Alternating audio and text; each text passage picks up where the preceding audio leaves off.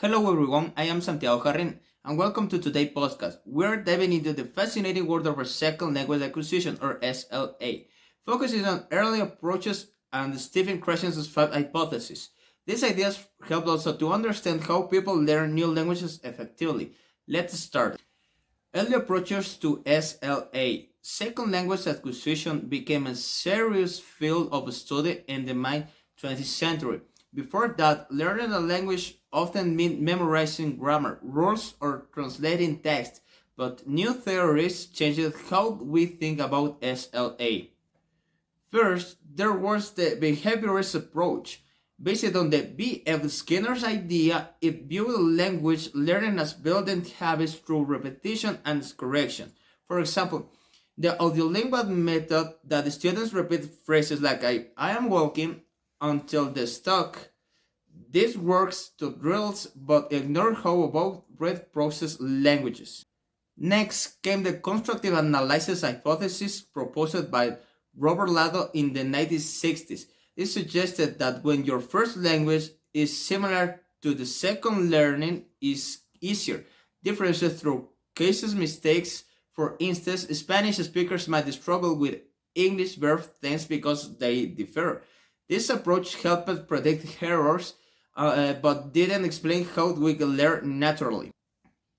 Then, in the late 1960s, Noam Chomsky introduces the cognitive approach. He believed humans are born with innate ability to learn language, called universal grammar.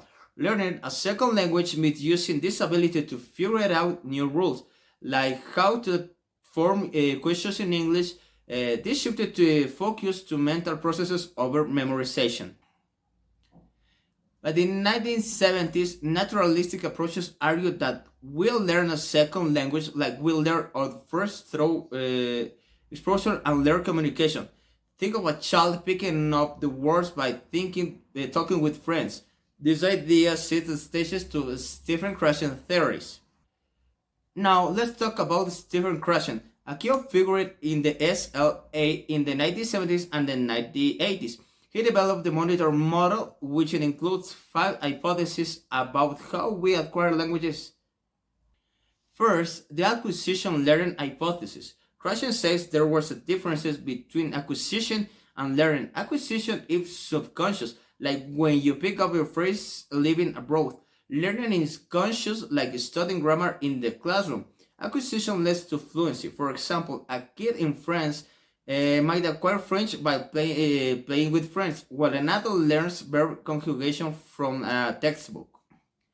Second, the natural order hypothesis. Krashen found that learners pick up grammar rules in a specific order, no matter what stage. In English, for example, people usually master ing ending like running before the third person s, like she runs. This means teachers should focus on natural patterns, not writing lesson plans. And the third, the monitor hypothesis. Here, Krashen explains that learner rules act as a monitor to check our speech or writing. It works when we have time, how to rule and focus of accuracy. For example, you might catch yourself saying he go and correct it to he goes, but overriding the monitor can make the hesitate and less fluent. Fourth, the input hypothesis. This is a big one. Krashen says we acquire language through comprehensible input. Language we understand that is just byte in our current level. Or imagine a beginner understanding as a simple Spanish story because of picture or gestures. The key of exposure to clean, meaningful language, not forced speaking. Fifth, the affective filter hypothesis. Krashen emphasizes emotions. Things like anxiety, motivation, or confidence creating an affective filter or low filter. When you're relaxed and motivated, help you learn. A high filter, like feeling nervous in class, blocks process. For example, a confident student in a friendly setting learns faster than one who is scared of making mistakes. These hypotheses have shaped language teaching, encouraging natural methods and supportive classroom. Some critics argue that acquisition learning splits in hard to improve that the natural order varies. Still, Krashen ideas are widely respected.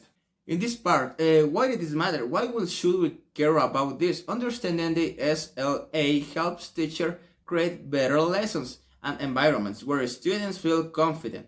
Questions were reminded of us that clear input, low stress, and real communication are crucial for learning languages.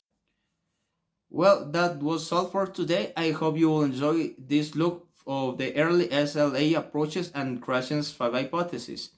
And thank you for joining in this video. And that was all for today.